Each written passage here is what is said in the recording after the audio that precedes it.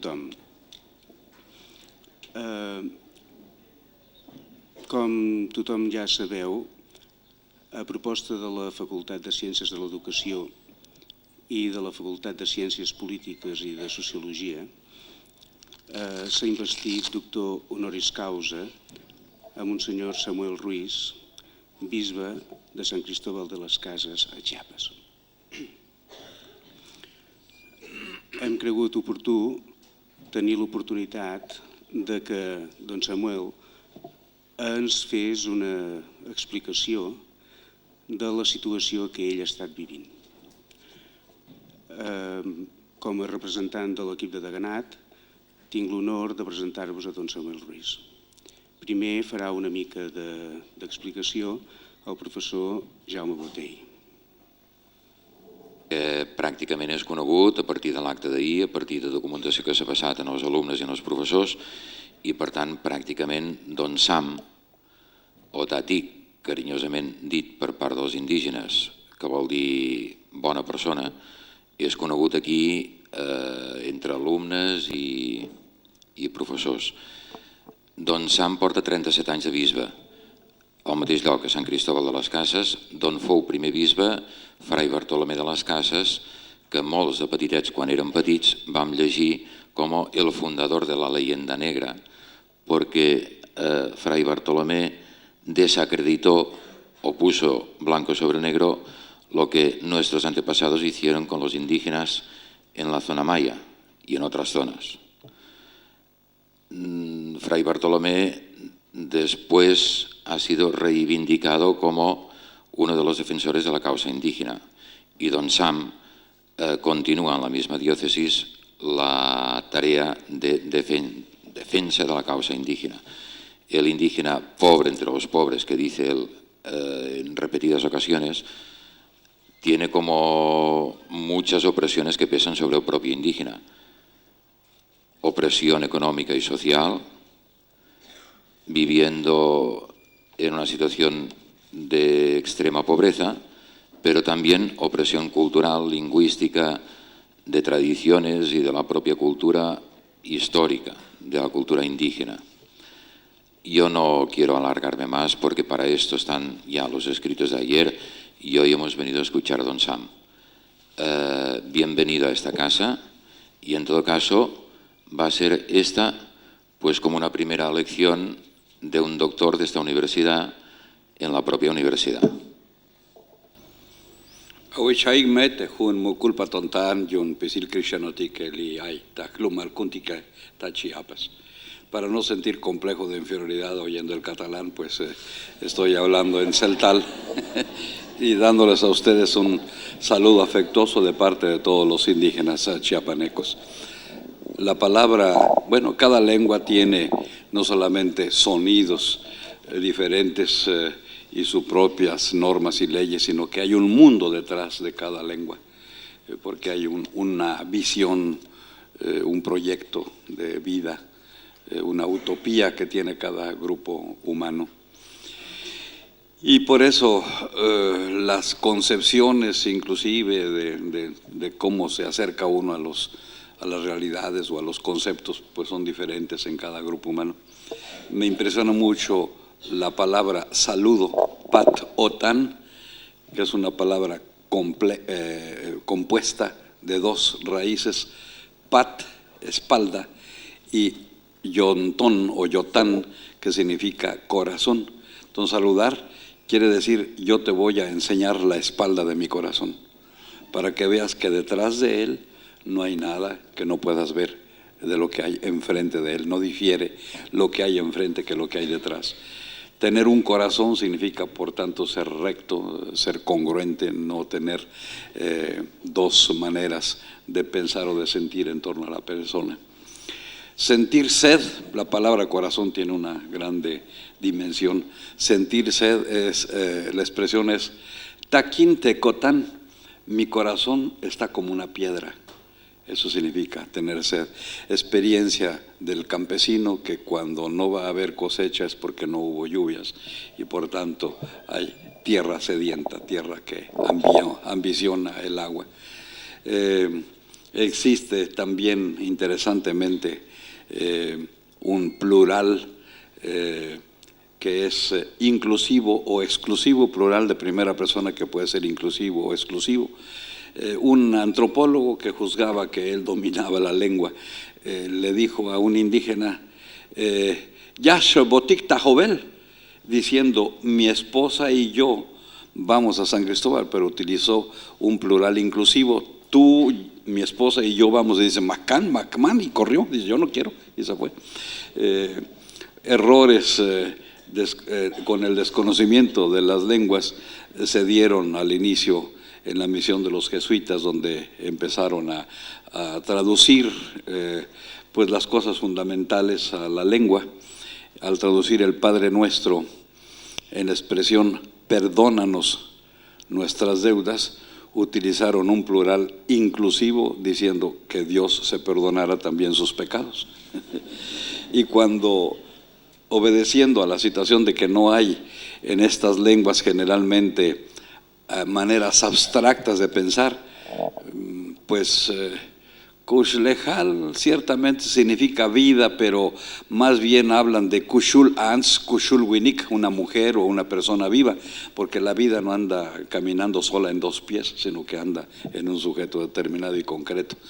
De esta manera, la expresión del Ave María, bendito el fruto de tu vientre, pues se captó que era una expresión abstracta, y mejor se prefirió tener la palabra hijo en lugar de fruto, bendito el hijo de tus entrañas. Pero los misioneros oían muy frecuentemente una palabra que fue la que tradujeron para decir hijo, que es Nichan. Existe otra menos frecuente que es Yal, hijo. Yal es un niño que no habla todavía, sino que es amamantado, pero tiene dos connotaciones diferentes. Nichan es un hijo que tiene su papá y Yal, un hijo que tiene su mamá. Una palabra connota al padre, otra connota a la madre. Y se autorizó lamentablemente la palabra que connotaba al padre porque era la que más frecuentemente se oía. Entonces, al decir bendito el hijo de tus entrañas, pues resultaba que tenía un papá en sus entrañas a ese hijo. Cuando les reclamaron los misioneros, pero ¿por qué no nos dijeron? ¿Por qué no nos corrigieron? Pues tú dijiste que era un misterio. Bien, hermanas y hermanos, quisiéramos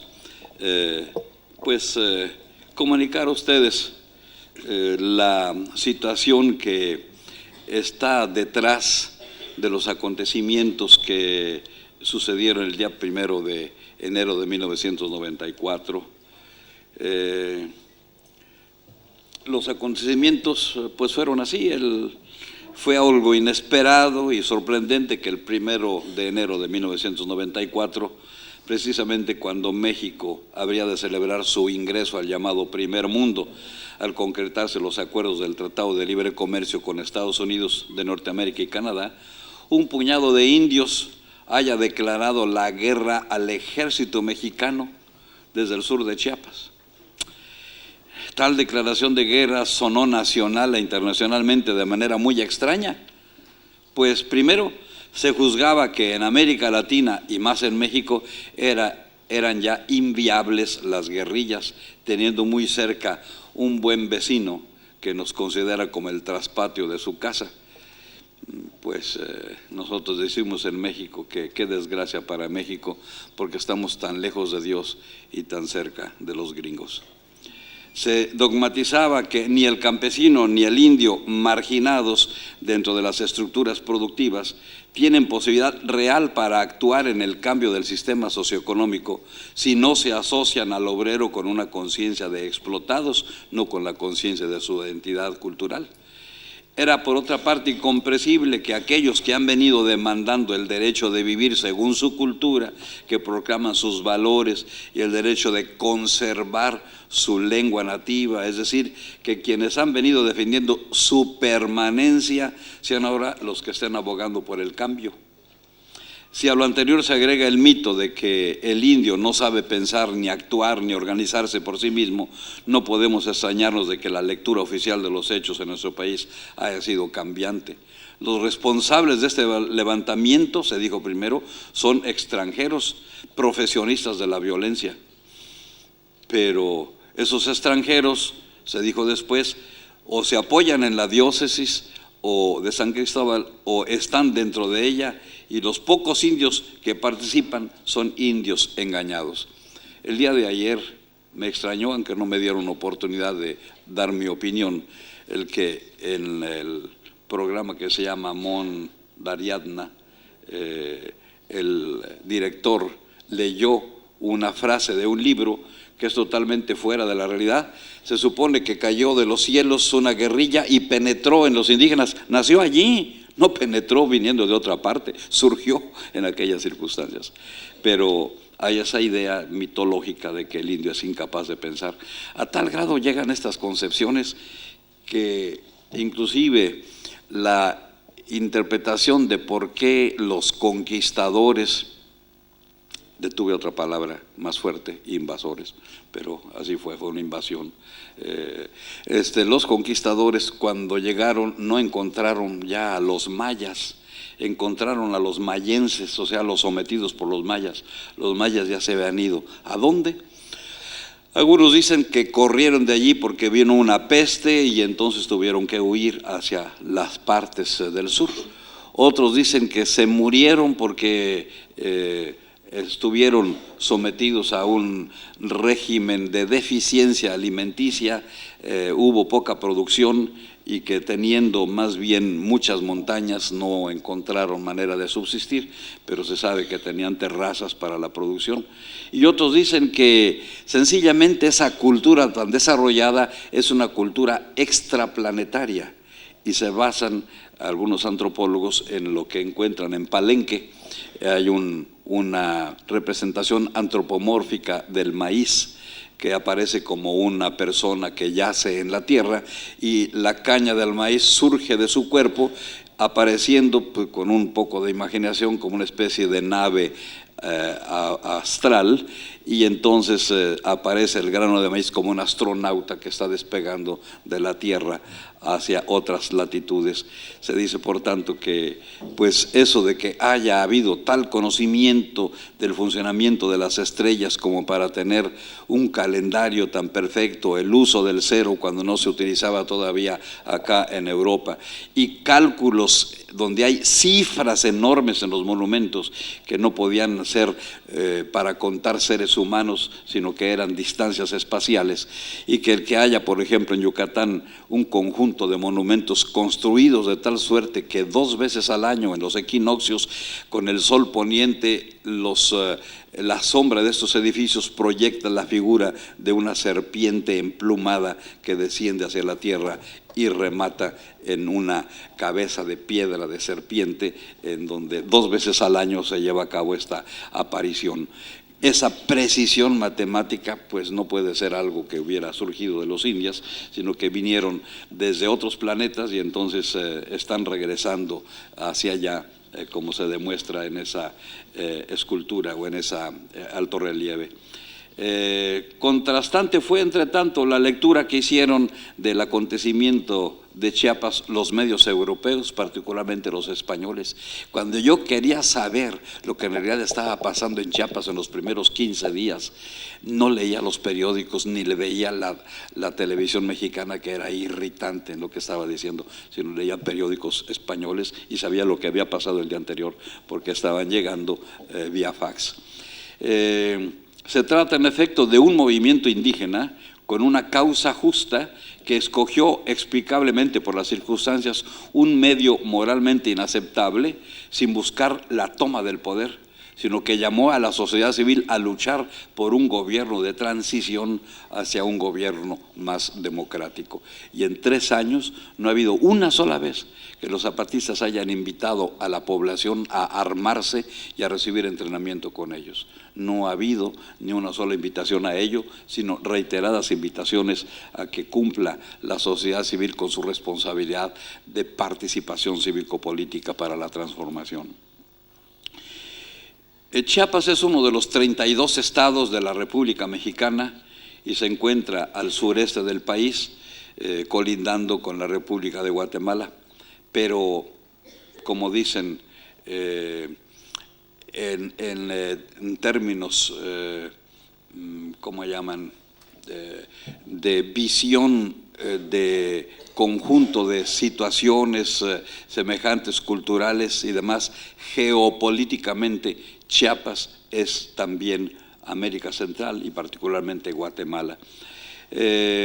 Cuenta con una población de 3.210.942 habitantes, yo creo que ya son más ahorita, distribuida en 16.442 localidades, de las cuales 3/4 partes están compuestas por un máximo de 99 habitantes. 120 son urbanas y 16.302 rurales. 99.2% de la población vive en comunidades rurales y 0.7% en la zona urbana. Cuenta con 111 municipios, de los cuales 16 colindan con Guatemala, abarcando alrededor de 658.5 kilómetros. Cuenta con una extensión territorial de 75.634.4 kilómetros cuadrados. La sola parroquia de Ocosingo, junto con la de Altamirano, es más grande que la República de El Salvador. En 1990 el censo registró 716.012 chiapanecos que hablan alguna lengua indígena, cifra que representa el 26.3% del total de personas de 5 años y más. De esa población, el 63.3% también habla español. Con relación, español, pues relativamente, ¿verdad? Es decir, hay un manejo que no es muy abundante de palabras españolas, aquellos que hablan lenguas indígenas. Me decía un hermano indígena a los inicios, ¿por qué tú, señor obispo, no aprendes un poquito de nuestra lengua, así como yo hablo poquito de la tuya, para que nos lleguemos a encontrar en medio, como caminando en un puente, pues tú empiezas por allá y yo por acá y nos encontramos en el medio. Con relación a la población monolingüe, el estado de Chiapas es la entidad federativa con mayor porcentaje de ellos, sobre todo de mujeres, toda vez que el 32% de la población de 5 años y más que habla alguna lengua indígena no habla la lengua española. Del total de hablantes de lengua indígena, la mayor concentración se registra en la región de la selva, 39.8%, y le siguen en orden descendente los altos con 32.7%, el norte del estado 11.6%. La lengua indígena predominante es el celtal, 21.6%. Yo pensaba que era el tzotzil cuando llegué porque así se decía, pero realmente la más abundante es el celtal. Le sigue después el tzotzil, 18.9%, el chol, en la región donde estuvo Rodolfo, el 10.3%. Apenas empezaba a estudiar la lengua cuando lo mandaron por acá afuera. El zoque, 4.1%, que no es una lengua mayense, y el tojolabal, 3.5%. Y el resto de las lenguas tienen proporción de habitantes menor al 3%, según la Agenda Estadística de Chiapas del 94. De 1980 a 1990, la tasa media anual de crecimiento de la población chiapaneca fue de 4.51%. De mantenerse constante la tasa de crecimiento registrada en 1990, se estima que para el año 2000 serán casi 5 millones de chiapanecos. De igual forma, en 16 años la población se habrá duplicado.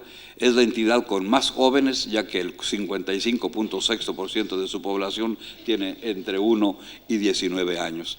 Pero la mitología indígena tiene cosas interesantes. Se habla, por ejemplo, de que el mundo para los orientales era una especie de círculo flotante, para los mayas es un cubo que está flotando en un mar cósmico. Y las esquinas de ese cubo tienen hombres que se llaman chaks, que están sosteniendo en su hombro aquel cubo gigantesco.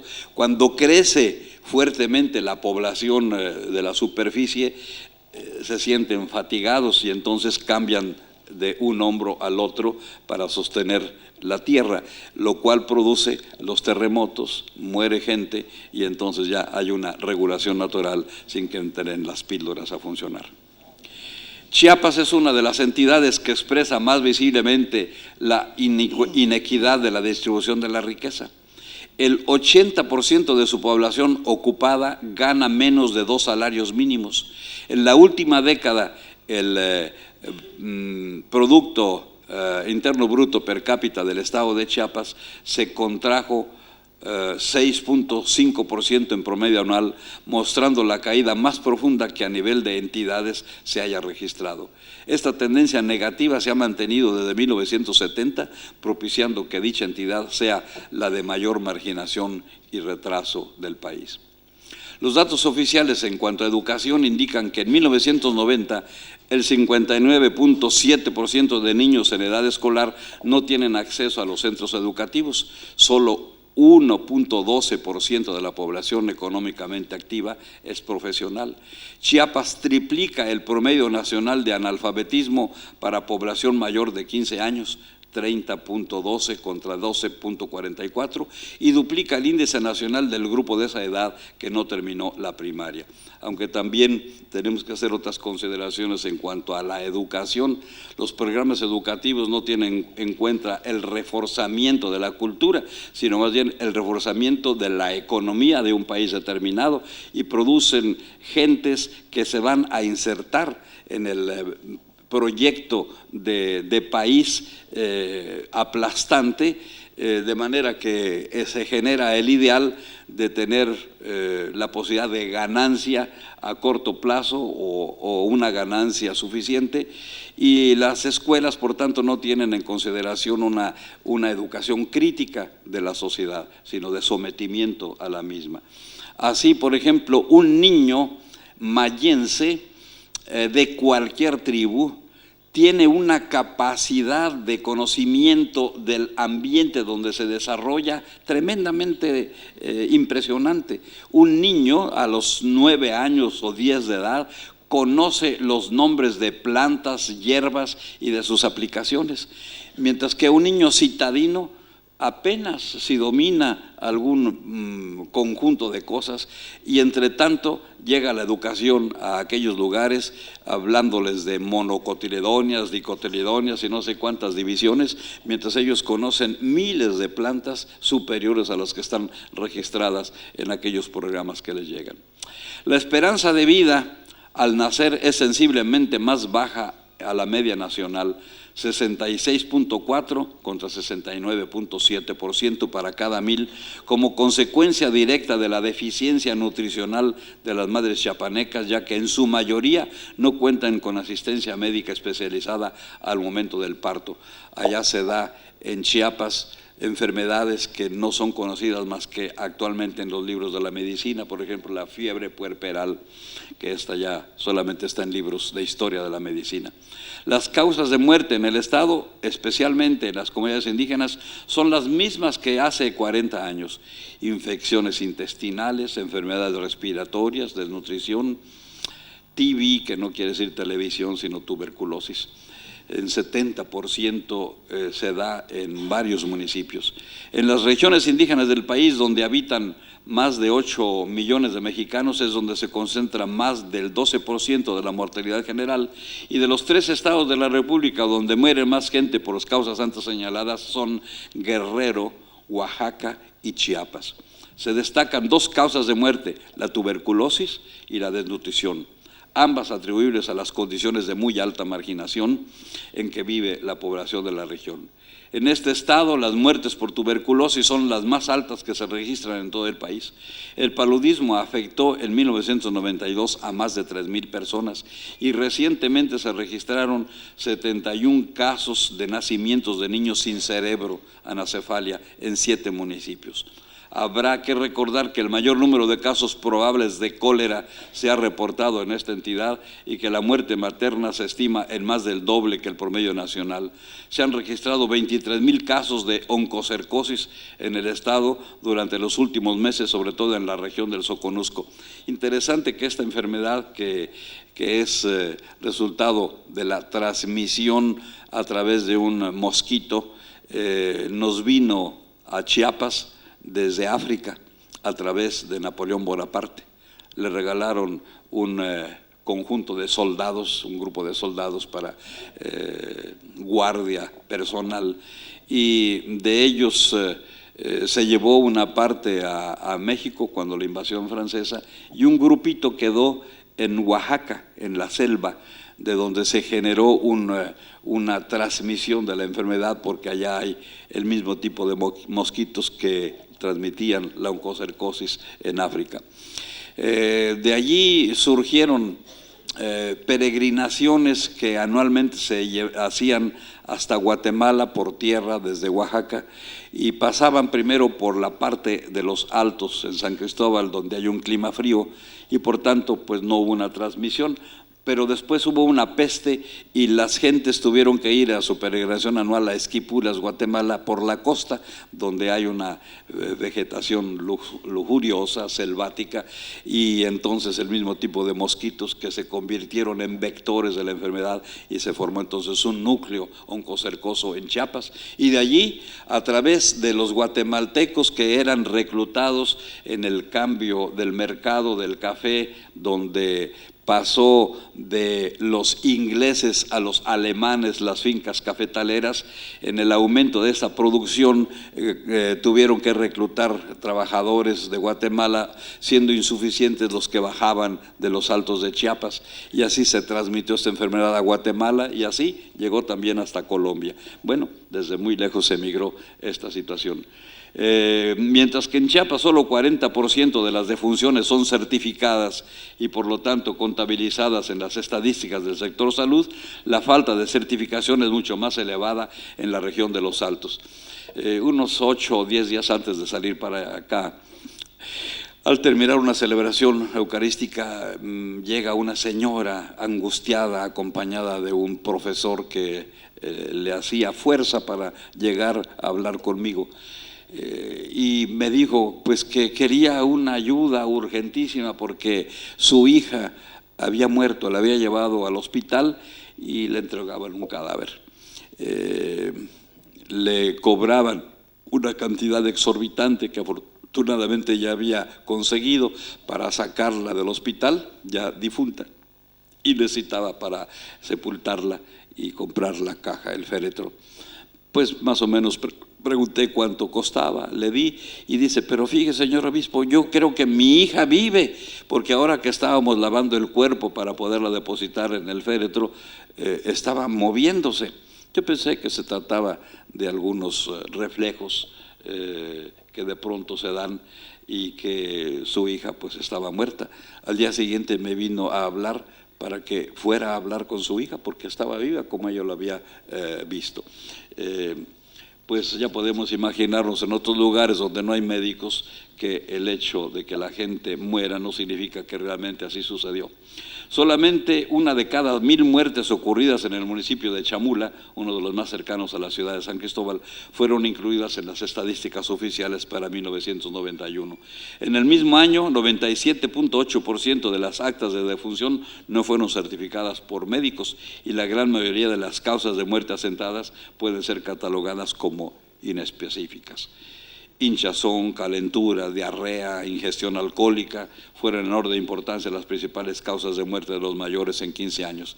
Lamentablemente a toda esta terrible lista podemos agregar ahora una enfermedad que no era conocida y que pensábamos que nos iba a dar por allá, por las zonas indígenas: el SIDA. Este ha sido gracioso regalo de la presencia del ejército mexicano. En Chiapas existen 86 pozos petrolíferos. Se produce un total de 69.888 barriles diarios. Anualmente se producen 25.511.000 barriles de crudo, es decir, 21% de la producción de petróleo nacional es extraída de la región del Mesozoico de Chiapas y Tabasco, y 47% del total de la producción nacional de gas natural proviene de la misma región. En la electricidad, Chiapas ocupa el primer lugar nacional en la generación de energía hidroeléctrica, aportando en este rubro 55% de la producción total. La capacidad de las presas es de 103.491 millones de metros cúbicos, es decir, el 42% de las que tienen las 13 principales presas en el país. En contraste con esta significativa aportación a la generación de energía eléctrica, más del 30% de viviendas del Estado carecía de ella en 1990 y en 1982 95% de las viviendas en las comunidades indígenas no contaban con el servicio de luz. En ese momento hay un problema serio porque allí donde se consume la luz, hace un año se elevaron tremendamente y sin advertencia a la gente las cuotas de pago de energía eléctrica, de suerte que subió en algunos lugares de 36 pesos a 300 y pico, haciéndose imposible para la mayoría de la gente pagar esta cuota. En este instante, este rubro representa una causa de manifestaciones organizadas donde la gente dice que no va a pagar la luz fuera de una cuota determinada y se la cortan, pero inmediatamente que la cortan hay brigadas que ya aprendieron cómo hacer inmediatamente la reinstalación de la luz, y se está dando una situación muy fuerte y violenta, no solamente en el estado de Chiapas, sino también en Oaxaca y en otras entidades. Chiapas es uno de los estados que más contribuye a la producción agropecuaria nacional, ocupa el segundo lugar en ganado, el tercero en maíz. Los principales productos agropecuarios en la entidad son maíz, soya, frijol, sorgo y ajonjolí, con grave caída en 1992 de arroz y cero cosecha de algodón para el mercado nacional, café y plátano para el internacional. Uno de los principales problemas de la economía de Chiapas es el desplome de los precios internacionales de sus principales productos agrícolas, café y plátano, que originó una cartera vencida por más de 700 millones de nuevos pesos, a la que desde hace más de 2 años los ejidatarios no daban servicio, por lo que los cambios al artículo 27 de la Constitución pusieron en riesgo la tenencia de la tierra. Chiapas ocupa desde hace varias décadas el primer lugar a nivel nacional en la producción de café de los 2 estados que producen el grano y aporta el 35% al conjunto de la producción nacional. Anualmente produce más de 2.386.216 quintales, pero durante 1991 el Instituto Mexicano del Café captó solo 104.404 quintales. A esta actividad se dedican 86.992 productores que siembran esta semilla aromática en 228.264 hectáreas, de las cuales 78.462 son ejidatarios y pequeños campesinos que cuentan con extensiones menores a las 3 hectáreas. En cambio, 116 propietarios son dueños del 12% de la tierra cultivada. Obviamente, estos grandes propietarios concentran en sus manos el grueso de la infraestructura de este grano. Disminuyeron entre 1989 y 93 los ingresos al 65%, a pesar de los apoyos que Pronasol les otorgó. Ello fue resultado de 3 elementos distintos: la caída de los precios, la sobrevaluación del peso mexicano y la caída de la productividad. El café es un producto de exportación que se vende en el mercado internacional en dólares. La sobrevaloración del peso mexicano ha castigado de manera drástica a quienes lo venden. En resumen, el productor recibió dólares baratos y tuvo que comprar sus insumos con pesos caros. La producción mexicana de café disminuyó entre 1989 y 1993 en un 35%, resultado de costos de producción por arriba del precio de mercado y del crédito de Inmecafé y el práctico abandono al combate de las plagas y la asistencia técnica. Plátano. La banana en la entidad se producen 451.627 toneladas anuales. La mayor parte del producto se exporta, el resto es para el consumo interno. La caída de los precios del plátano fue de tal magnitud que no solo afectó a los productores, quienes tuvieron que vender la caja de 20 kilogramos en $3, cuando llegó a comercializarse hasta $10. Y como dato comparativo, un plátano, por ejemplo, en Miami cuesta 40 centavos, es decir, quienes cargaron el peso fueron los productores sin posibilidades de comercializar, en tanto que los intermediarios mantuvieron sus utilidades. Chiapas ocupa el segundo lugar a nivel nacional en producción de carne y el noveno en leche.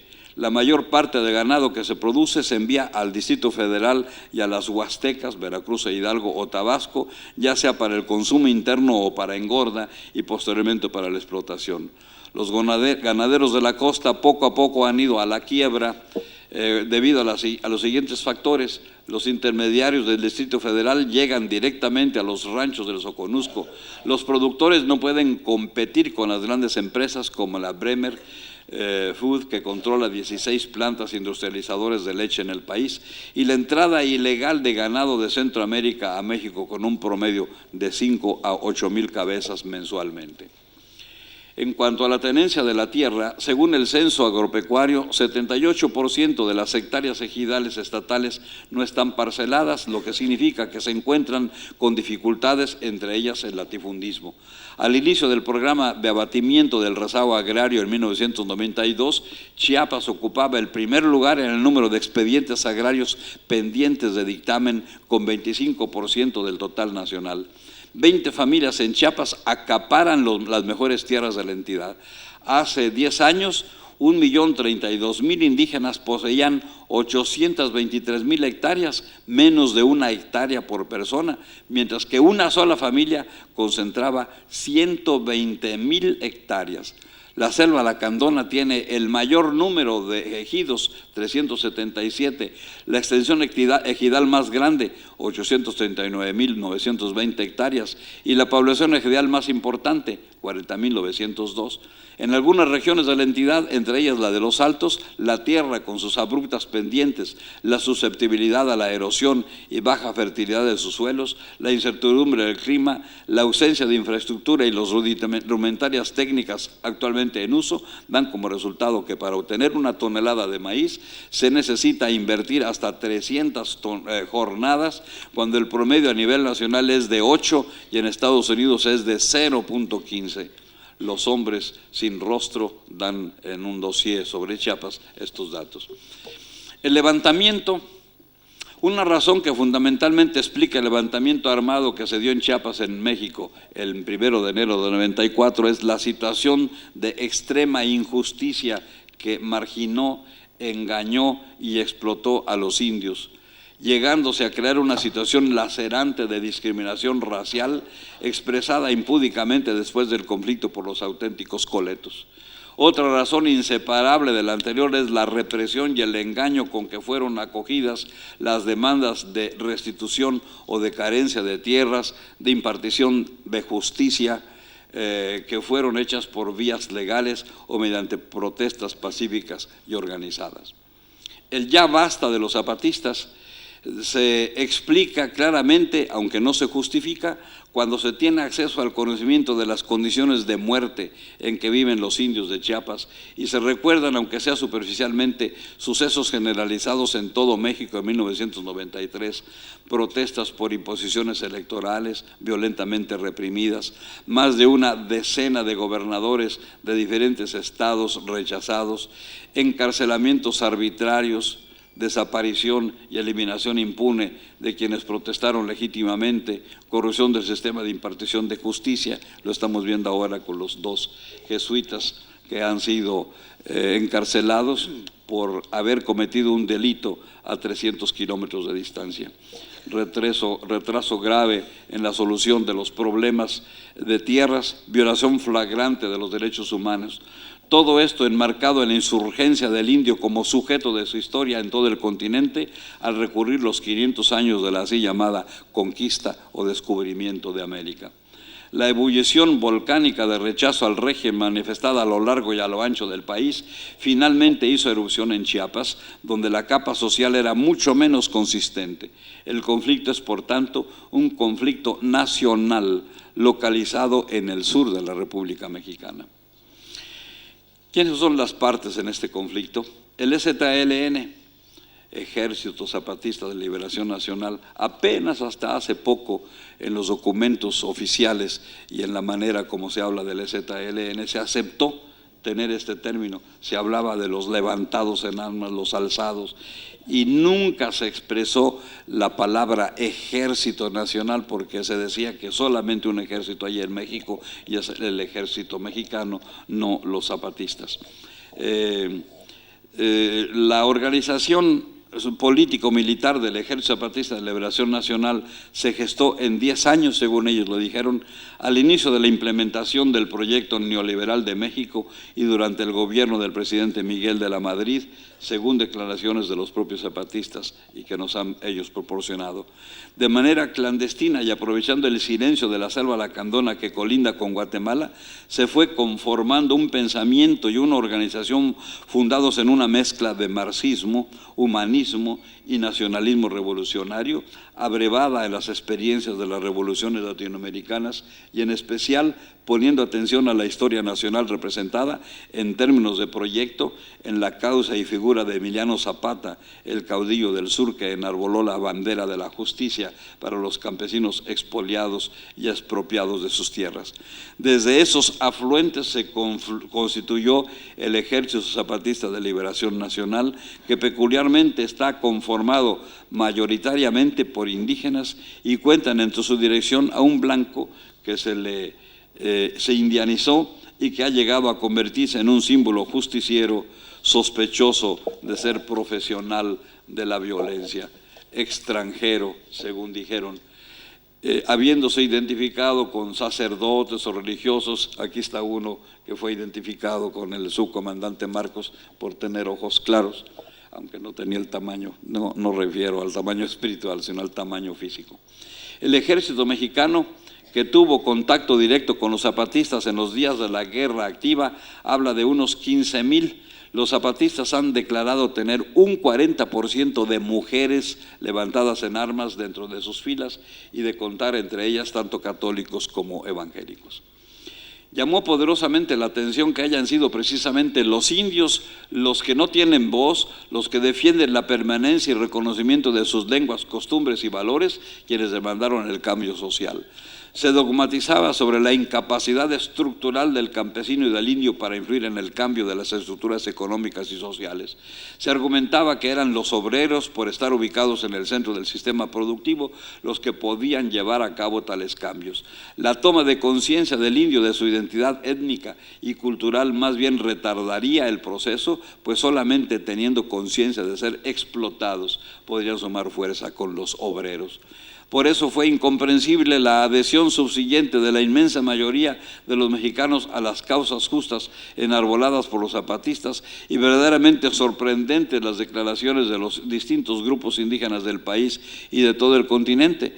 Con ello se revelaron dos características de este movimiento: que los indios aparecieron como sujetos de su historia y que se manifestó la importancia de un aplastamiento cultural que hasta el momento no se había agregado a los análisis económicos en boga.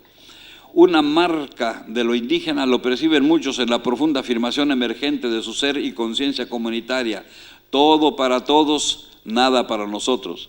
Y también en la afirmación y en la práctica contundentes, vividas con congruencia hasta el presente, de haberse levantado en armas como único camino para lanzar un grito de llamada de atención y convocar a todos a una transformación mediante la participación cívico-política de todos los ciudadanos. El otro actor es el gobierno federal. Con todo lo dicho, se podrá entender que una declaración de guerra, que por una parte de factores internos y externos duró activa solamente 12 días, no haya sido dirigida ni a los caciques y sus guardias blancas, ni a los poderes económicos y políticos del estado de Chiapas, sino al ejército mexicano como sustento del sistema político nacional. Por ello, junto a las obvias demandas sociales locales, estaban también los temas nacionales, con lo cual la astucia indígena evitaba una intromisión del buen vecino a este país que es considerado como su traspatio. La declaración de guerra se dio inesperadamente en la madrugada del día 1 de enero de 94. A la población mexicana pareció desconcertante la tardía respuesta del ejército a la contundente declaración de guerra y la ocupación de las presidencias de 4 municipios. No esperó, sin embargo, mucho tiempo una amplia movilización del ejército hacia Chiapas, entrando por la costa, por la carretera panamericana y por el estado colindante de Tabasco, a más del desplazamiento de los activos existentes en el propio estado de Chiapas. Contener al ejército zapatista y cortarle la retirada hacia su refugio natural, la selva, parece que no fue una cosa sencilla, aunque no se conoce el costo total real en víctimas que cada una de las partes pagó. La batalla más encarnizada se dio por eso en la cabecera municipal de Ocosingo, principal puerta de entrada a la selva lacandona. Fue ahí precisamente donde el ejército mexicano es acusado de atropellos contra la población civil y donde más evidentemente cometió estas numerosas violaciones a los derechos humanos de manera como estos son entendidos inclusive en un contexto de guerra. Pero hay otro actor que es la sociedad civil. Aunque estrictamente hablando no es una parte en el conflicto armado, la sociedad civil, si bien se pronunció en disenso con los medios violentos usados por el EZLN, en numerosas ocasiones se reconoció a sí misma específicamente en las demandas de justicia que el ejército zapatista enarboló. Manifestaciones pacíficas numerosas para que cesara el fuego, acompañadas de intervenciones similares hechas desde otros países, consiguieron que a los 15 días de iniciado el conflicto armado tuviera ya lugar el primer diálogo de la paz en la iglesia catedral de la diócesis de San Cristóbal de las Casas, bautizado por ello con el nombre de Catedral de la Paz. Dentro de la sociedad civil se comprenden desde luego aquellas comunidades indígenas que son el apoyo político y solidario del EZLN y que no se levantaron en armas, pero que sienten las causas y demandas de los zapatistas como suyas propias. A lo largo de este tiempo, la sociedad civil ha tenido diversas manifestaciones, expresiones multitudinarias, pronunciamientos diversos en los medios de comunicación, acción cívico-política electoral dudosamente respetada, presencia física en los cinturones de paz durante los días de la mesa del diálogo, denuncias tanto privadas como públicas de las anomalías o violaciones a los derechos humanos, aceptación de las invitaciones hechas por la diócesis o la CONAI, Comisión Nacional de Intermediación, para compartir el sufrimiento de las comunidades asediadas por los patrullajes y amagos del ejército mexicano. Sobresale ante todo la extraordinaria respuesta dada a las invitaciones del EZLN a participar en los foros nacionales sobre derechos y cultura indígena, justicia y democracia, esto es, sobre la reforma del Estado. Este último foro manifestó una cultura política sorpresivamente nueva y esperanzadora para la transformación social del México que avisoramos. La diócesis de San Cristóbal de las Casas, no podríamos decir que únicamente es el territorio, el escenario donde se manifestó este conflicto nacional, pero también es maliciosamente calumnioso afirmar que la diócesis organizó la guerrilla o que utilizando indebidamente ayuda extranjera se hayan desviado fondos para el armamento del EZLN o que con nuestro consentimiento y aprobación se haya gestado el levantamiento. Aunque sí debemos reconocer en este ámbito que cierto proselitismo fue abusivamente hecho en algunos lugares utilizando el nombre de la diócesis, afirmándose que ésta andaba reclutando su propio ejército, o peor aún, haciendo uso de textos bíblicos con argumentaciones falaces. Les decían, ya pasaron muchos años de palabra de Dios y nada ha cambiado, se necesita que construyamos nosotros la justicia. Otros, enseñando un arma, casi blasfemando, les decían, aquí está la palabra de Dios. Los entonces 3 obispos, ahora somos 4 porque tenemos un coadjutor, de Chiapas, Emitimos premurosamente al segundo día del conflicto nuestro juicio ético al tiempo que dábamos a conocer como fuente alternativa los sucesos que se desarrollaban. Nos preocupamos de no condenar las demandas justas al no aceptar los medios violentos para alcanzarlas. Algunos indígenas decían ante ciertas autoridades: señor licenciado, no me reclames a mí lo que hicieron los zapatistas al levantarse en armas, yo estoy hablando aquí contigo, pero ¿por qué hasta ahora vienes a hablar con nosotros? Hubieras venido a preguntar lo que estás preguntando si no se hubieran levantado ellos en armas. Lo que te podemos decir es que ese ejército zapatista sí es el nuestro y que lucha por lo que tanto hemos estado pidiendo sin resultado. El proceso, rápidamente diré cómo se ha desarrollado y por lo mismo hablando superficialmente. El primer momento fue la designación del primer comisionado por la paz, le llamamos por tanto el COPAS 1. Los primeros días del mes de enero de 94 transcurrieron con grande angustia. La información de los acontecimientos que se dieron en el país tenía más bien el objetivo de encontrar culpables para exculpar al Estado de cualquier responsabilidad que la preocupación por dar a conocer los sucesos. Fue la prensa extranjera la que ayudó, como hemos dicho, principalmente a una difusión más objetiva del acontecer.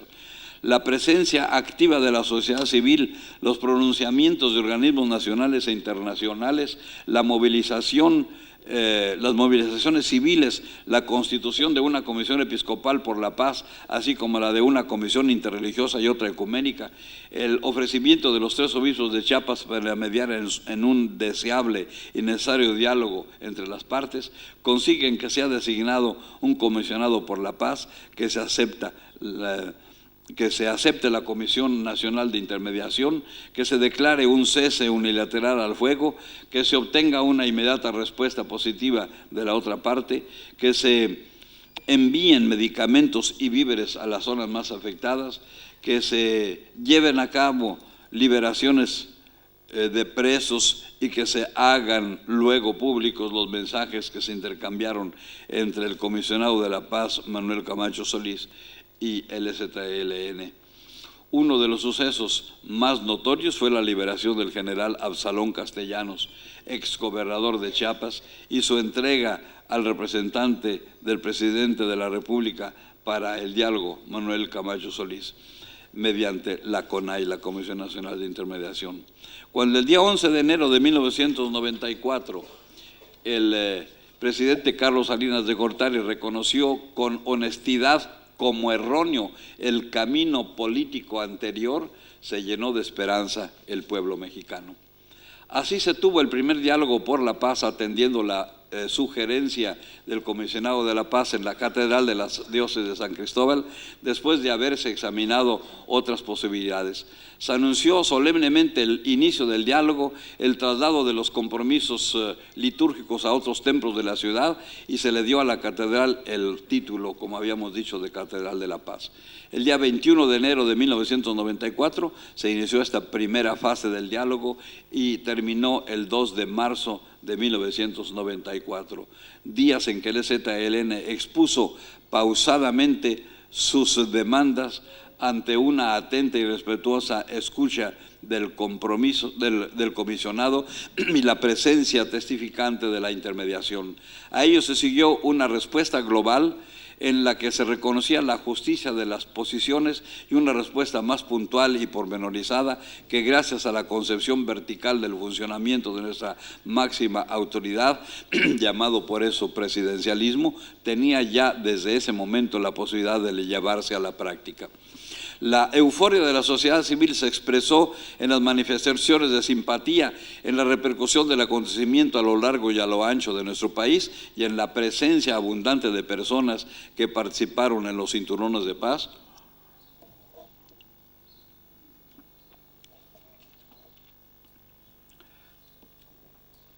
Así como en los numerosos medios de comunicación masiva que se hicieron presentes. Las demandas justas y los anhelos de la comunidad nacional se sentían puestas sobre la mesa del diálogo. Las aspiraciones de una transformación profunda se expresaban en la exigencia de que el partido oficial dejara de ser tal para convertirse en un partido diferente del Estado como los otros partidos llamados de oposición. La vía electoral estaba abierta con un incitado entusiasmo. Reformas sustanciales se pusieron en marcha para que las elecciones subsiguientes fueran totalmente cristalinas.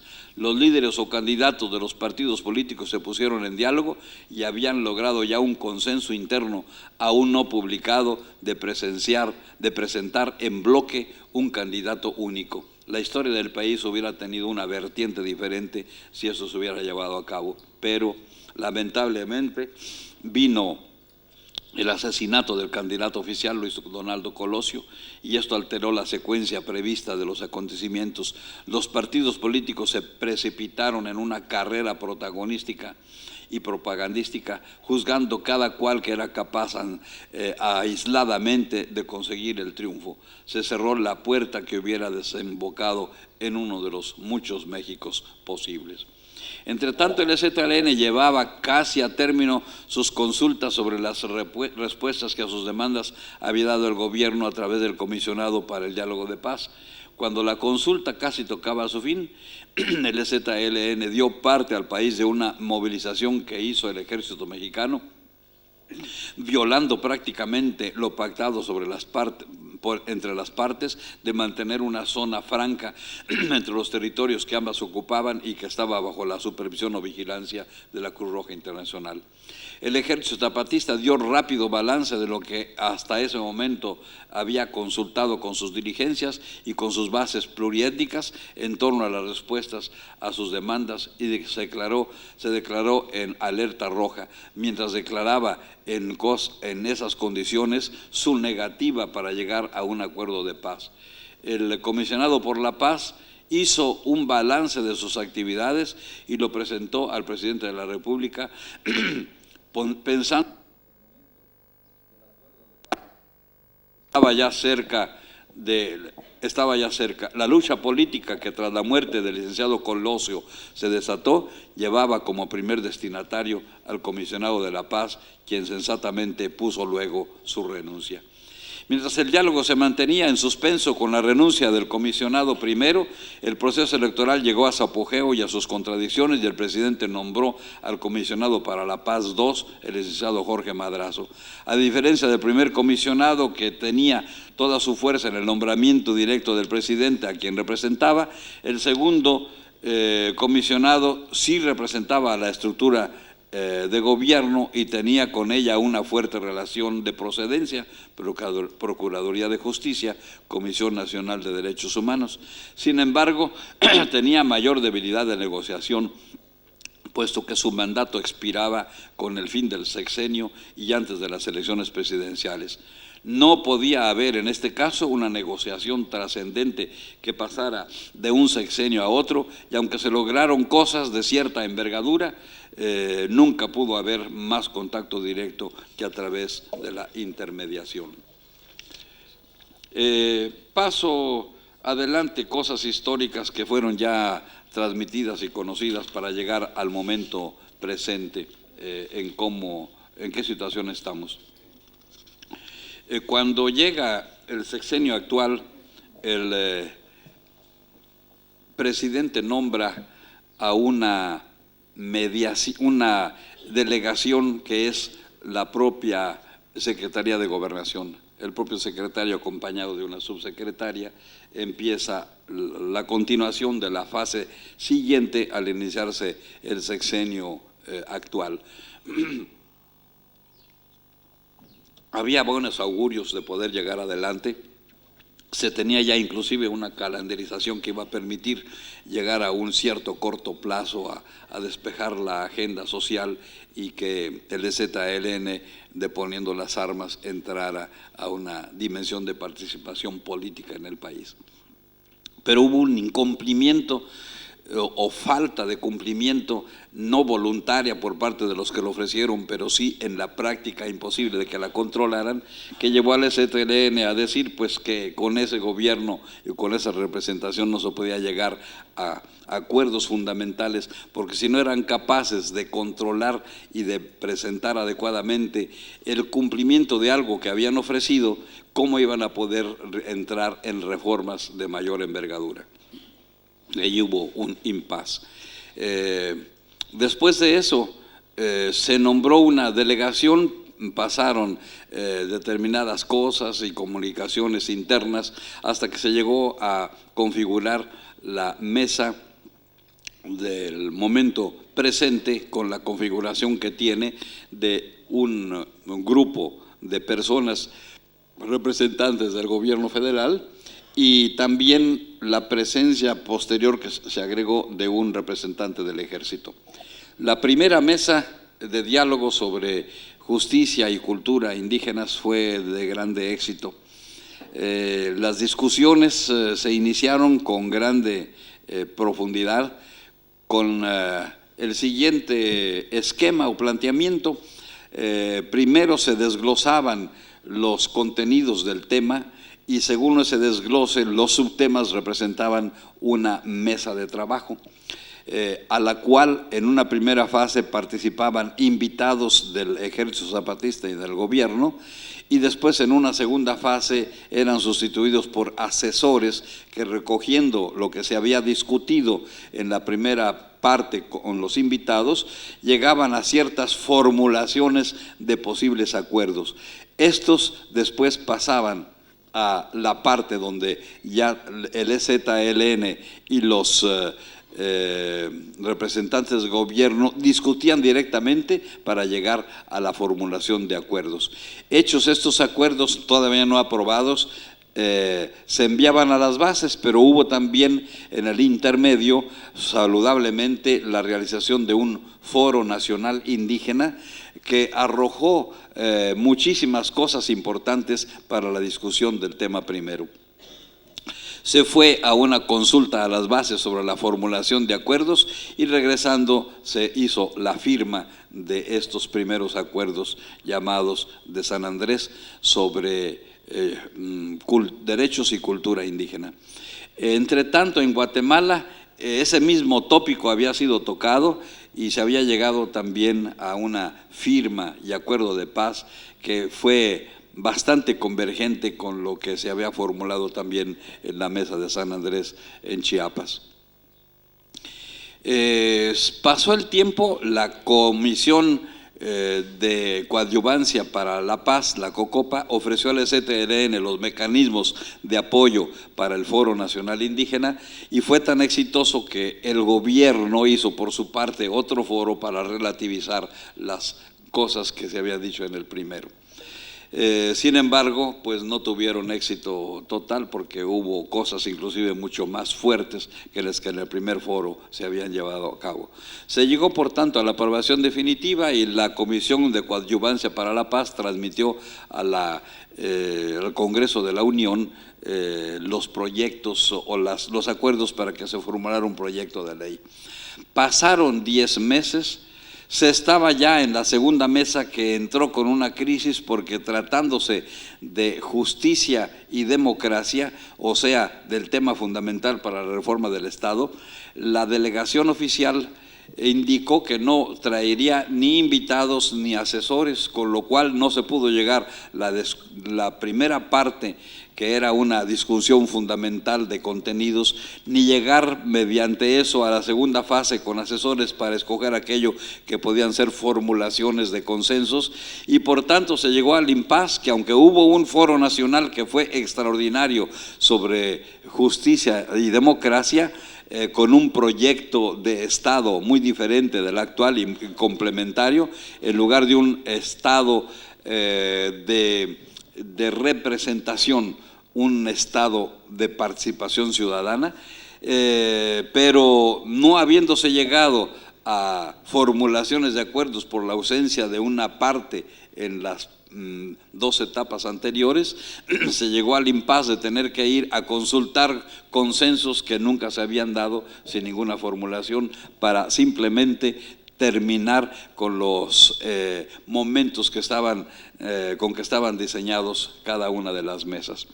En el ínterim, entre el momento en que iban a regresar con acuerdos que no había ninguno, pero con la aceptación de las bases de que era correcto el comportamiento que habían tenido sus representantes en el diálogo del EZLN, hubo acontecimientos que llevaron a la EZLN a decir que si no se cumplían 5 condiciones, no se podría retornar a la mesa del diálogo. Esas condiciones eran primero la liberación de unos presos que habían sido encarcelados simplemente por acusarlos de pertenecer al movimiento zapatista, lo cual en la ley estaba indicado que no se podría hacer mientras el diálogo estuviera vigente. La segunda condición era que se estableciera aquella comisión de seguimiento y verificación que había estado ya aprobada, aunque faltaban detalles en lo que se refería a su reglamento interno. Tercera condición, que se controlara la violencia de la zona norte del estado, donde estaba reinando la impunidad y donde por tanto había que poner mano, porque inclusive había responsabilidad de complicidad de ciertas autoridades en la inducción de la violencia en esa zona.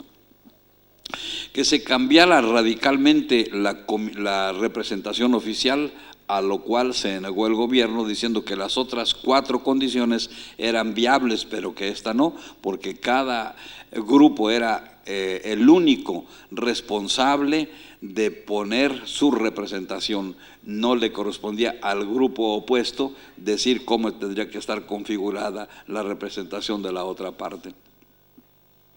Y así se constituyó en reuniones que se llamaron tripartitas con participación del EZLN, de la COCOPE y de la CONAI, la Comisión de Seguimiento y Verificación, y por último también en una de estas tripartitas, la COCOPA, dado que el Congreso de la Unión no había presentado ningún proyecto, presentó una formulación de ley, de proyecto de ley que recogía los consensos de San Andrés. El EZLN indicó que había cosas que quedaban fuera, pero se le pidió que entonces era una redacción más completa, lo hizo y después se llegó al acuerdo de hacer de esas 2 una formulación sola. La hizo la COCOPA, pero con una condición, la presentó al EZLN, que o la aceptaba totalmente o la rechazaba, pero que no había discusión sobre modificaciones.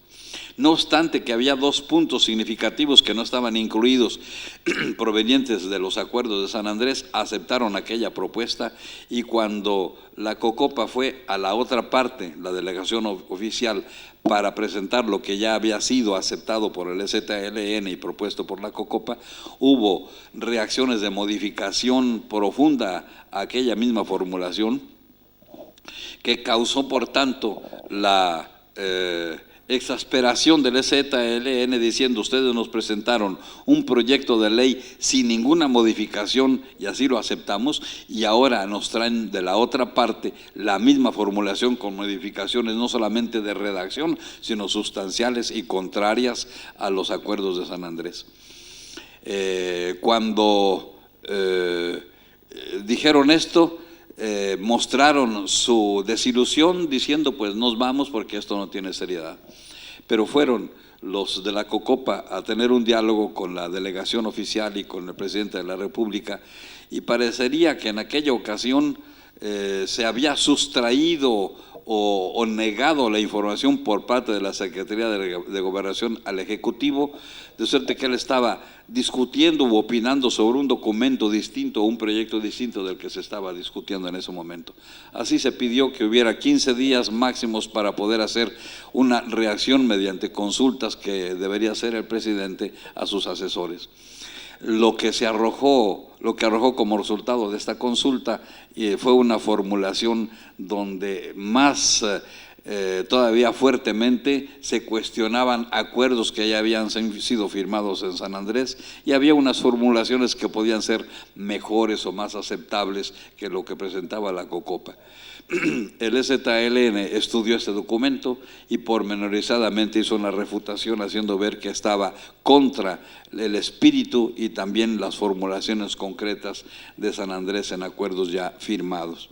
Y allí llegamos a un impasse donde el EZLN volvió a apoyar la formulación que se había propuesto inicialmente por parte de la COCOPA y que ellos habían aceptado. Y nos intimaron a que lo que habían dicho públicamente, que eso lo iban a presentar aunque tuvieran que renunciar, pasaron más de los 3 días que se calculaba y llegó a más de un mes en que finalmente, declaración última, dijeron que no podían presentar un proyecto de ley que iba a tener negativo camino de aceptación, que por otra parte se tenía que hacer una discusión pública sobre formulaciones y precisiones y que iban a invitar a una y otra parte, a la EZLN y al gobierno, para que aceptaran dialogar, pero evidentemente con un deterioro en la situación donde ya la no aceptación de cosas formuladas y aceptadas arrojaba una falta de credibilidad y al mismo tiempo una incongruencia en ir adelante a discutir otras cosas que posteriormente no se van a reconocer.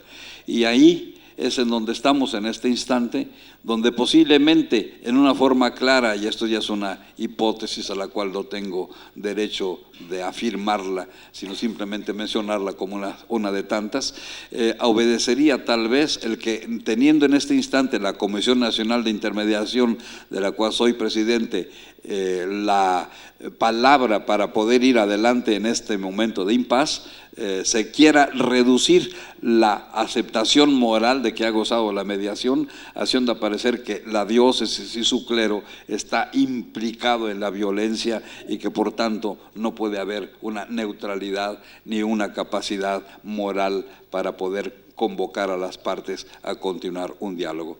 Bien, pues yo termino aquí solamente para decirles que estamos en este momento, que estamos pensando que si el diálogo en su fórmula anterior de mesas a discutir tuviera tal inaceptabilidad por las circunstancias, entonces se está trabajando ya desde tiempo en una puerta de salida que es el diálogo nacional con la participación de la ciudadanía mucho más allá del territorio chiapaneco.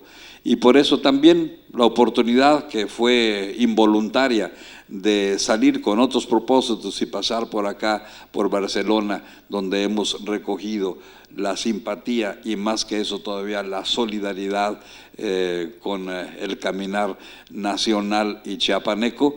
Estamos con esperanzas de que al retorno podamos encontrar puertas de salida que nos lleven hacia adelante en este proceso de paz.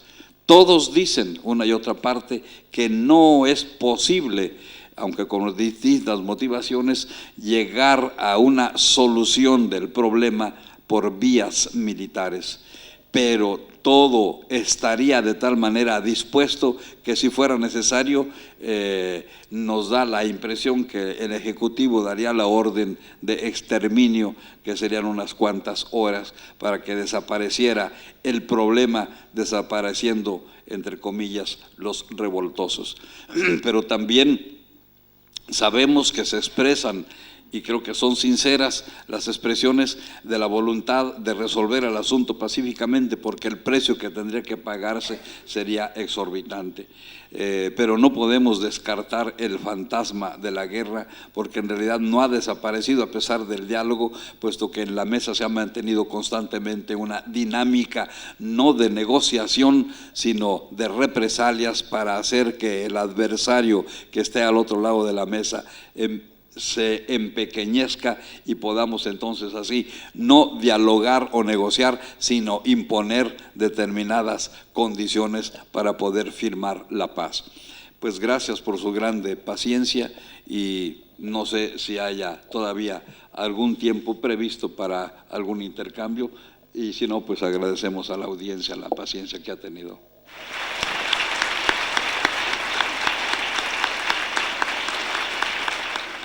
Yo quisiera preguntar al señor obispo Samuel Ruiz su posición, que parecía que al final de la exposición sobre la utilización de las armas o de la violencia en este proceso, usted está en una situación muy comprometida y al mismo tiempo muy loable ante el proceso de paz.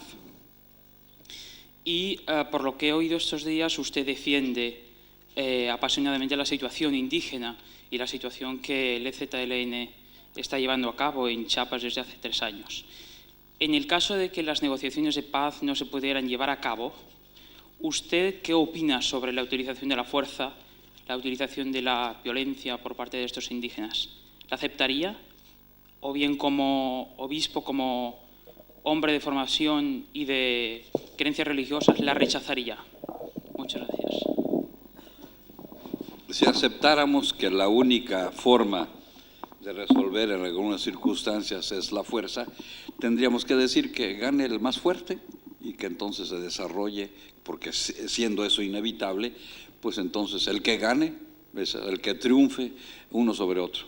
Pero tanto el EZLN sabe y es consciente, y por eso desde el 1 de enero jamás se planteó, ni se ha planteado hasta ahora, la conquista del poder, sino la invitación a la sociedad civil para una participación cívico-política, y esa ha sido su constante manera de proceder.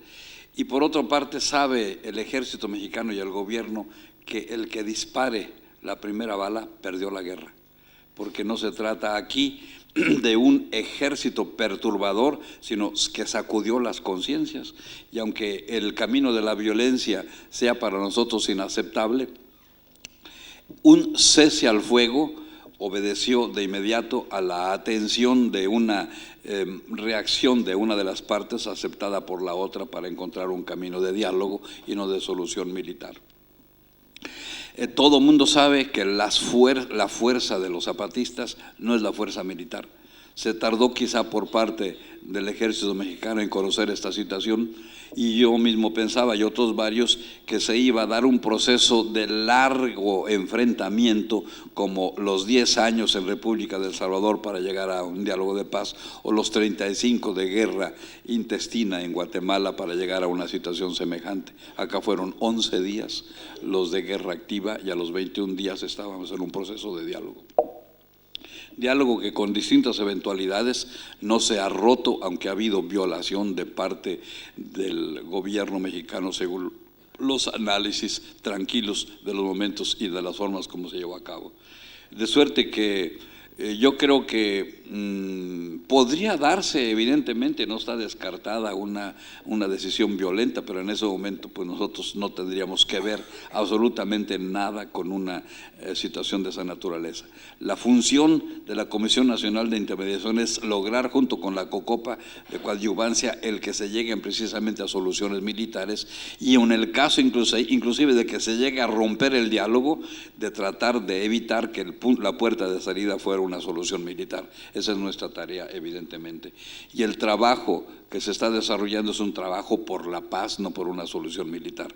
El hecho de que si no hay posibilidades de que se vuelva a la fórmula del diálogo de San Andrés, no buscaríamos evidentemente otras soluciones, sino la de una participación cívico-política nacional, porque es la sociedad civil organizada el sujeto de la transformación. ¿Tú tienes algún comentario sobre esta pregunta, Miguel? Para mí como laico es ciertamente un honor estar viviendo junto a don Samuel esta dramática etapa. La labor por la paz es de veras la más difícil y desgastante de las tareas, pero en el fondo la más plena. Y resulta que hemos ido aprendiendo que la paz ciertamente es un proceso mucho más complicado que solo detener la guerra, pero uno tiene que entender también la guerra, uno tiene que entender también las rebeliones, uno tiene que entender cómo se genera la lógica de la violencia para ser capaz de proponer procesos que transiten a la lógica de la política. La paz pasa por la política. Y poco a poco hemos ido entendiendo, la ONU tiene, les pongo un ejemplo, tiene una concepción que ahora la llaman de avanzada, de que dicen la paz es un árbol que debe ser sembrado y alimentado localmente. Antes decían que la paz era lo que de afuera llegaba para generar las posibilidades de que hubiera paz. Ahora dicen que la paz es el árbol que se siembra localmente. Nosotros hemos ido aprendiendo, conforme se entienden los conflictos, que la paz tampoco es solo un árbol local, que es un problema de un bosque enfermo, y que no podremos realmente resolver las causas del conflicto si no somos capaces de impactar ahí donde está de fondo las causas de la violencia siendo generadas. Por lo tanto, la paz no es algo que se dé sola, es un eje articulador vinculado con justicia, vinculado con derechos humanos, vinculado con desarrollo, vinculado con democracia. Y hoy por hoy, en México, yo eso es lo que quisiera agregarle a lo que dijo don Samuel, y hoy por hoy en México hay dos procesos que mucho nos preocupan este año. Uno es que la crisis política que vivimos es tan fuerte, la crisis de Estado que vivimos es tan total, que todos los grupos políticos y económicos están luchando por quién conduce la transición. No es solo el problema de una rebelión. México está viviendo una etapa de gran turbulencia, muy turbia, muy sucia. No en balde, no solo hay más movimientos armados en el país, ahora hay 5 movimientos públicos. Los zapatistas fue el primero de los recientes, pero ahora hay 5. Pero también hay asesinatos entre grupos priistas, hay corrupciones vergonzosas para nosotros que cada vez son más públicas, en fin. Y tendríamos que decir hoy en esta crisis en que los poderosos no quieren soltar ser los conductores de la nueva etapa, del nuevo régimen, hoy la gran pregunta es si por fin seremos capaces, el pueblo mexicano, con todas sus formas, actores y demás, de empujar la transición a la democracia. Y hoy por hoy en eso se convirtió el reto principal, porque, hablando en términos de paz, mientras no se consolide la vía política para resolver conflictos, lo único que queda es la vía militar. Desgraciadamente, el problema de la violencia no es un problema a veces de voluntades, no es un problema a veces que desde la mediación uno lo puede evitar, es un problema objetivo de en dónde se canaliza una fuerza social, en dónde hay capacidad de interlocución y de resolver conflictos. Y cuando no se abre la política, se genera desgraciadamente la apertura de la puerta militar. Y por lo tanto hoy en México, y sería tal vez el punto importante de pueblo a pueblo, de sociedad civil a sociedad civil, entre universidades, entre colegas, en fin, que somos, que entiendan que hoy México vive tal vez su etapa crucial en si logramos este paso a la democracia o no. Y lo segundo es que también tenemos otro problemita en México, ustedes saben, creo, en su historia también algo de esto, y es un nuevo rol que está empezando a jugar el ejército mexicano. El ejército mexicano ha sido un actor muy importante en toda la historia del país, también lo fue en la Revolución Mexicana. E incluso hasta los 40 los presidentes de México eran generales, hasta 46 entra el primer civil a gobernar México. Resulta que además los mismos militares son los que hacen el cambio y dicen el ejército debe dejar de ser una fuerza de gobierno para ser una fuerza de Estado. El ejército hasta esa época era el cuarto sector del PRI, el PRI que lleva 70 años gobernando México y que ya nos queda chico, a la sociedad mexicana le queda chico, tenía cuatro brazos de control de la sociedad, el sector obrero, el campesino, el popular y el militar. Y entonces Lázaro Cárdenas es quien empieza esta transición, tal vez nuestro último estadista, dice que el ejército quede como fuerza de Estado. Y es este ejército quien, siendo agredido por el levantamiento indígena, ha venido actuando cada vez más autónomamente en su lógica de Estado. No ha roto con la autoridad civil, se mantiene disciplinada. Sin embargo, de 93, que empezó a haber los enfrentamientos con los zapatistas, y del cese al fuego de 94, ha habido una molestia creciente por lo que consideran una débil manera de la autoridad civil de defender la soberanía y al Estado. Y se ha venido dando un peligroso crecimiento de esa autonomía y un nuevo rol político del papel del ejército. Y este rol político hoy lo está llevando a ser una fuerza muy fuerte, ya no solo en Chiapas. A nosotros nos los han dicho en reuniones de trabajo de la CONAI, no fue tan difícil como creíamos salir de los cuarteles. Chiapas fue la puerta para salir al país. Lo difícil va a ser cómo nos regresan. Y hubo una negociación en términos de que el ejército no va a frenar hasta que no esté convencido que hay una política alternativa. Entonces ellos tienen el derecho, además de opinar políticamente, de si consideran o no políticamente madura la opción de los civiles, sino que ahora hay una tendencia para llevar al ejército a jugar de nuevo roles de gobierno. Y ustedes lo verán en las noticias. El ejército mexicano está empezando a hacerse cargo de las policías y la seguridad pública en las grandes ciudades, a hacerse cargo de la lucha contra la delincuencia, contra el narcotráfico, ahí con toda la suma de corrupciones, en fin. Y poco a poco es traer a la vida cotidiana al ejército como el único garante de lo que el Gabinete de Seguridad Nacional considera los 4 grandes enemigos: los pueblos indios, los pobres, los narcotraficantes y los delincuentes.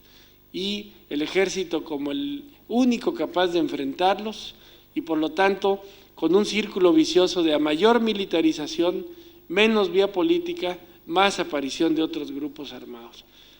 Y estamos en un momento crucial, no quiero ser alarmante, si no logramos dar pasos significativos en términos políticos, desgraciadamente se puede venir para México una larga etapa de violencia.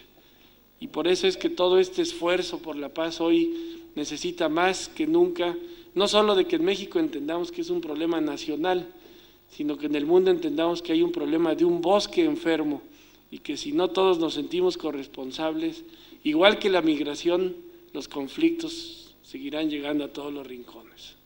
Gracias. En cualquier caso, ya para ir terminando, yo le preguntaría ya para finalizar a don Samuel. A ver, esta facultad se propuso el doctorado honoris causa para don Samuel en su vertiente de educador amplio, en el sentido más genérico de la palabra, de colectivos étnicos socialmente con muchas dificultades y con un tema central que también es central para nosotros, que es el tema de la multiculturalidad. Durante estos días yo le he escuchado hablar con cantidades de ejemplos muy llamativos sobre conflicto entre culturas y sobre el respeto debido a las culturas, porque no hay una cultura por encima de la otra. Para nosotros este tema es un tema central y yo quisiera que para terminar la charla de hoy nos diera un poco su visión, dado que este fue el motivo central de nuestra propuesta como honoris causa.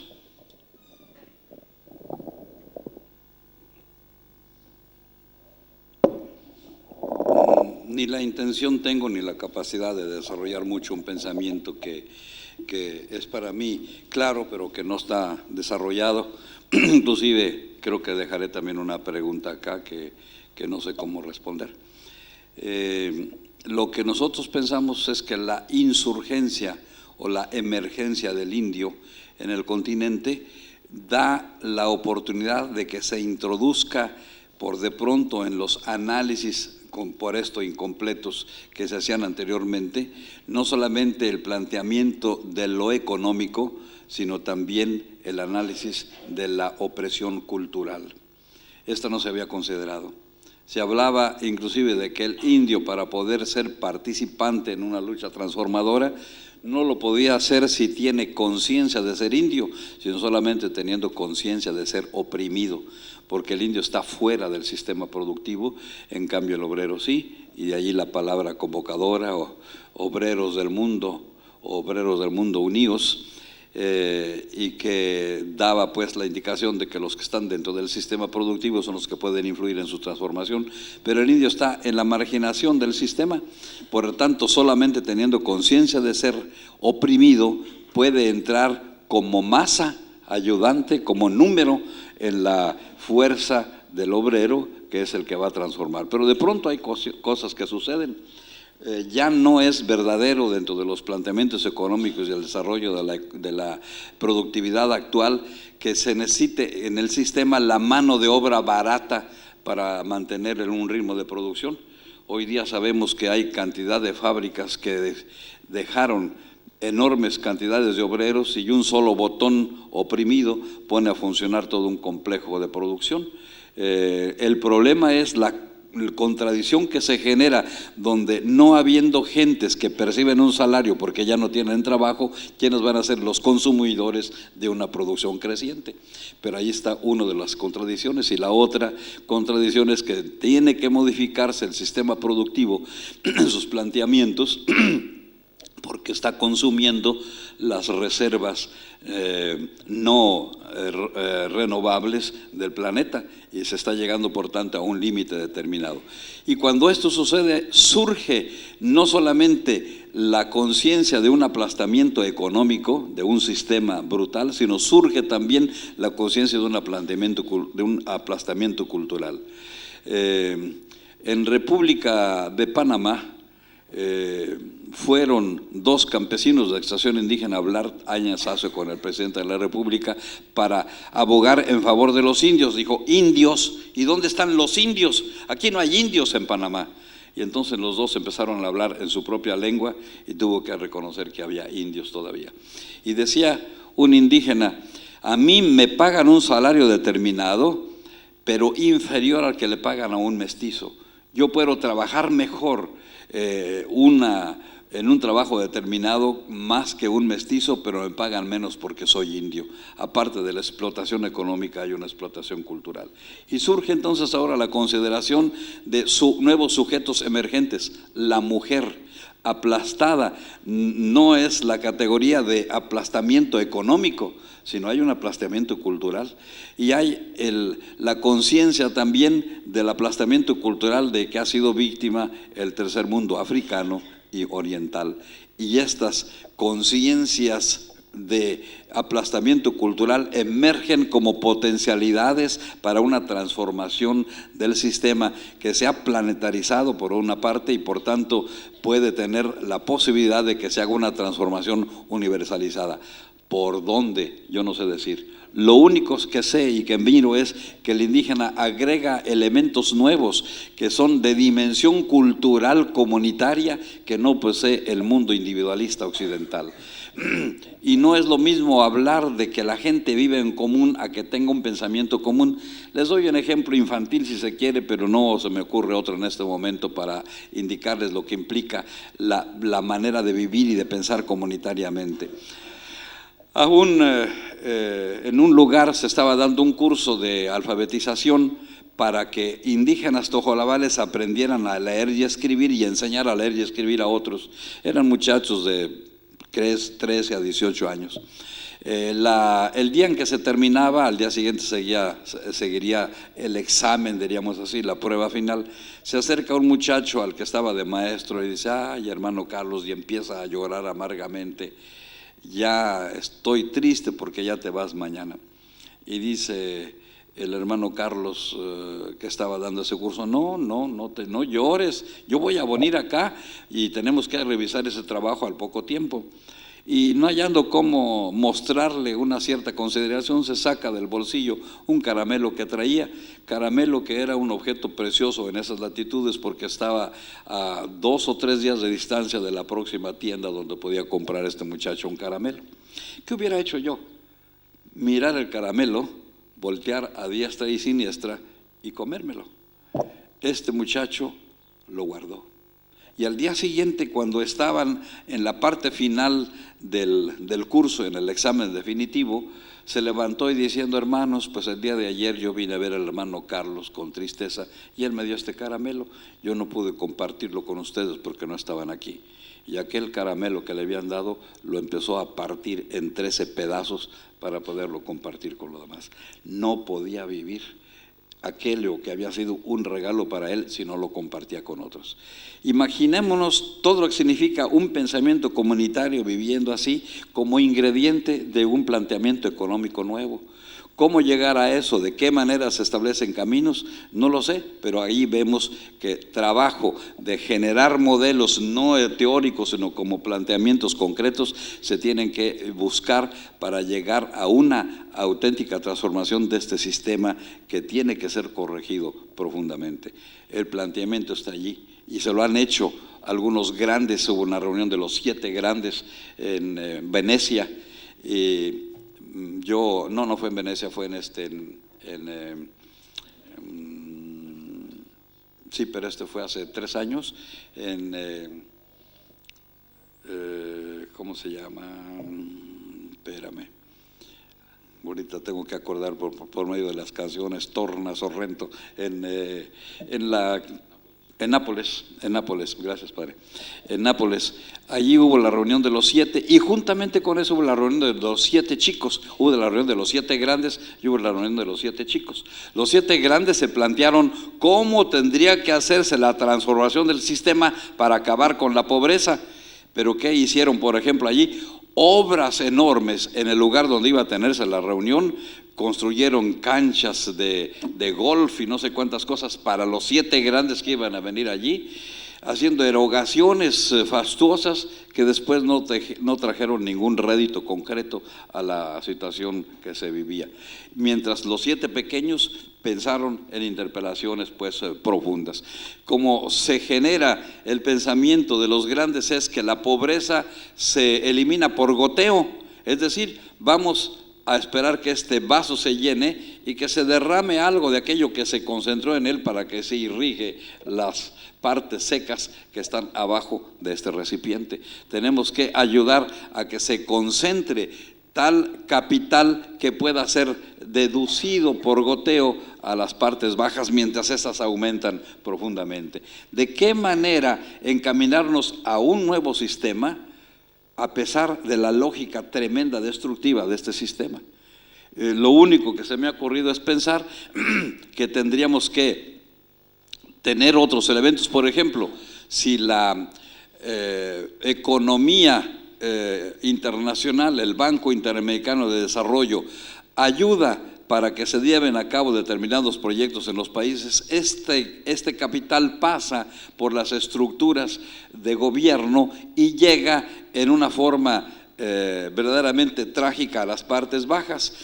Hubo un plan de vivienda en Chiapas que se manejó con mucha honestidad, pero ¿qué fue lo que dio? Como consecuencia a esto, se llevaron distintas secretarías de gobierno para que hubiera proyectos en favor de los indígenas y el planteamiento de vivienda fue interesante.